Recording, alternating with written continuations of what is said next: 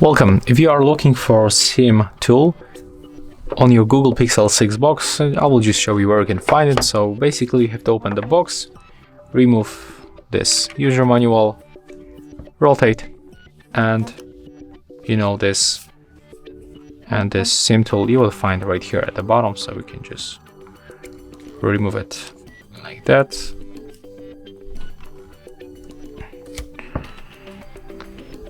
I will try to make it gently, and here we can put the tool to open the SIM tray, just like that. So yeah, that's how we can find SIM tool and the Google Pixel 6 box. If you find this video helpful, remember to leave a like, comment and subscribe.